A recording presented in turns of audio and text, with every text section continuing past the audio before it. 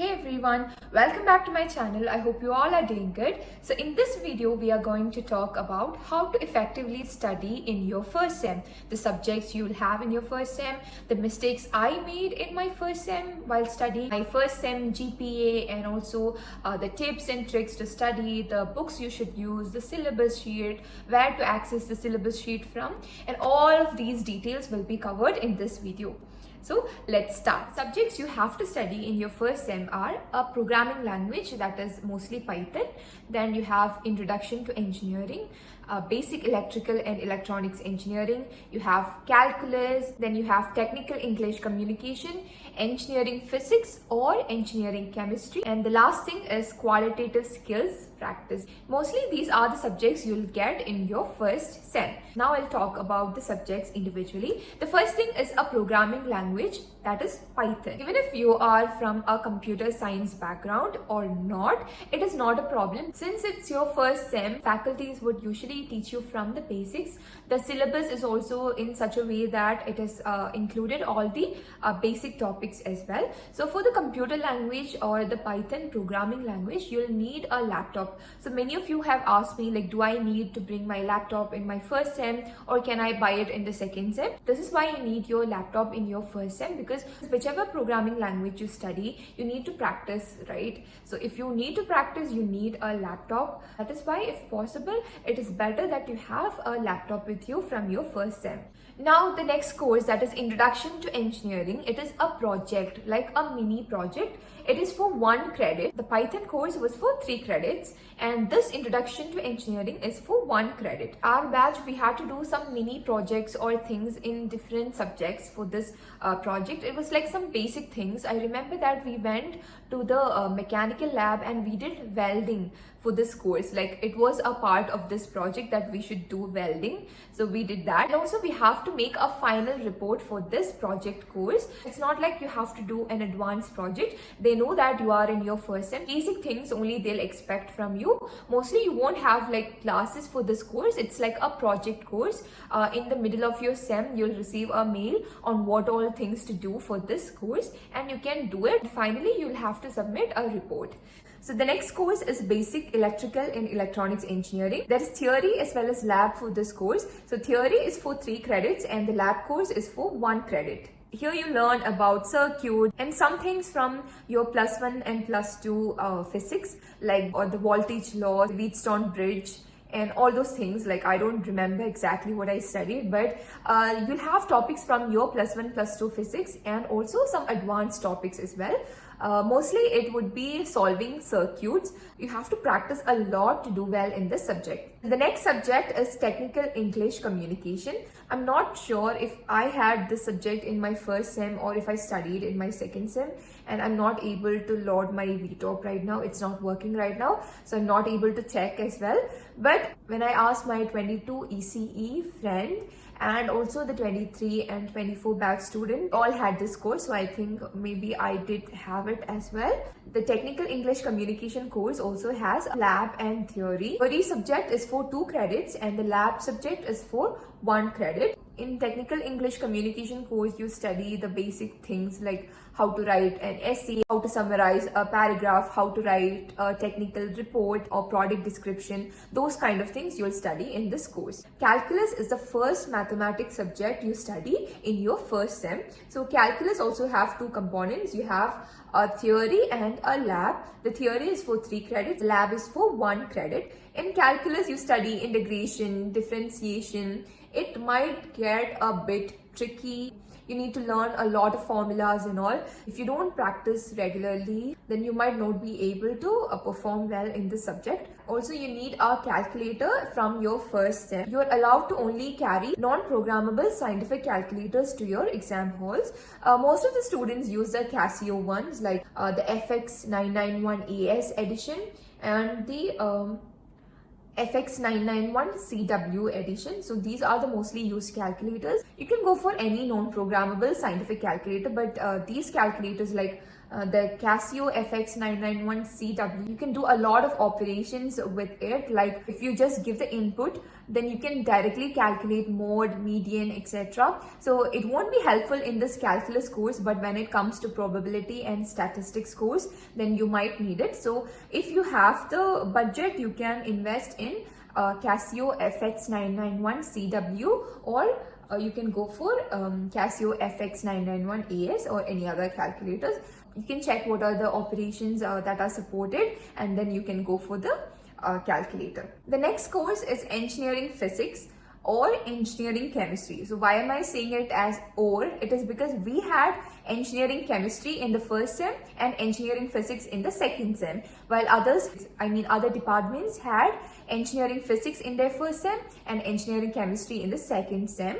So when I talked to the 23 and 24 batch student, they had physics in the first sem.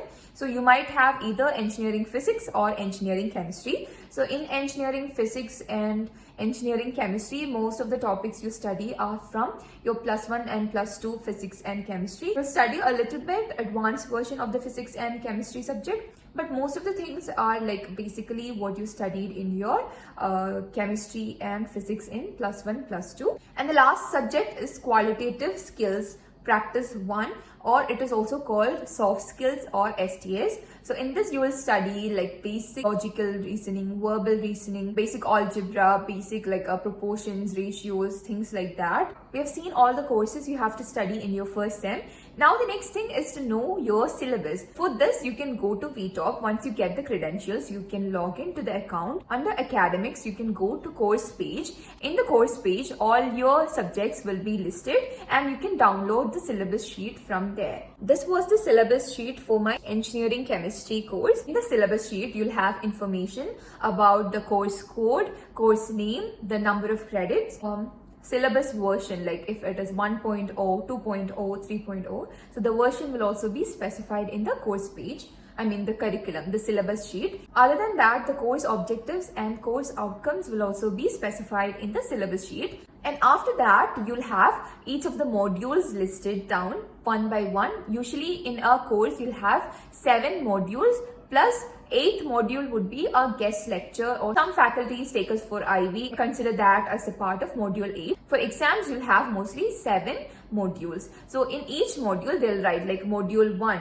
So this is the topic. So module 1 for engineering chemistry, module 1 is chemical thermodynamics and kinetics. And under that, they'll specify all the topics you have to learn.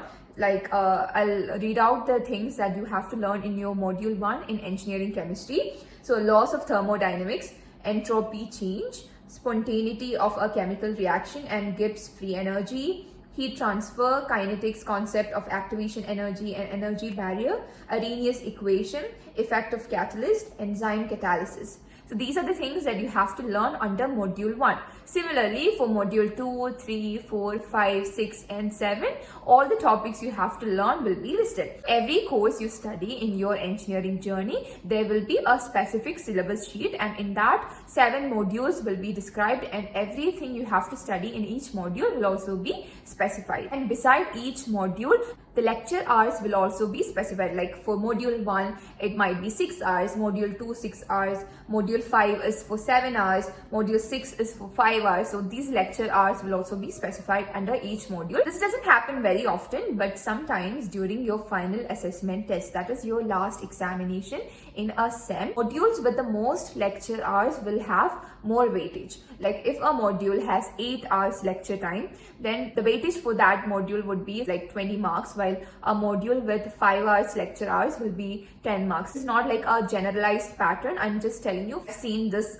pattern in some courses. So when you scroll down your syllabus sheet, you can see a section where they mention the textbook and the reference books. Textbook is the main book you should use, and most of the faculties make PDFs referring to this textbook only. So there would be 2 sections, textbook section, which is the main textbook used, and then there are some reference books. Like in this syllabus sheet, there are 6 reference books mentioned. Depending on your course, the number of reference books may vary. These reference books you can refer to solve problems. if you need to read more about a topic, you can check out these reference books. The next thing specified in the syllabus sheet is mode of evaluation, like you have CAT, written assignments, then quiz, FAT. So mostly you have CAT 1 and CAT 2. For the internals, you might have either project, written assignment, or you can have quiz. Then there is FAT, or final assessment test. CAT 1 is a closed book examination,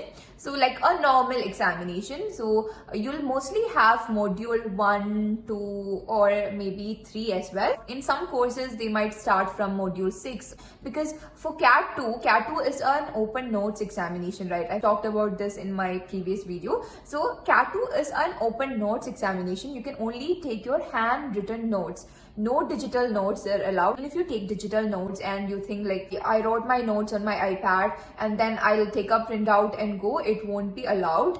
Only the handwritten notes you write with your pen or pencil. Paper is allowed in the exam hall. In CAT 2, mostly they'll choose the application level modules that has most number of problem questions. So sometimes in some courses, the faculties may start with module 5 or module 6 if they are theory oriented modules, and they'll include those portions for CAT 1, and the application level or problem based modules will be added for your CAT 2.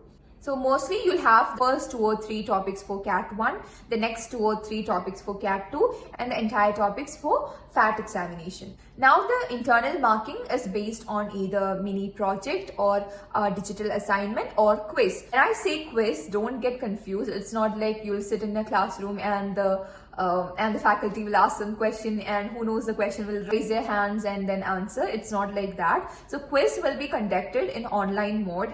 So in LMS or in Teams, it will be 10 or 20 multiple choice questions. There'll be a time limit, mostly 10 minutes, and you have to answer 10 or 20 MCQ questions in this time limit. So that is quiz. So quiz can either be conducted online, like you can take it from anywhere, or some faculties will ask you to take your quiz in the classroom itself. Like you'll be attending the quiz in your phone, but you'll be sitting in the classroom and attempting the questions. Depends on the faculties whether they allow the students to take quiz from anywhere or from the classroom itself. So that was it about the syllabus sheet.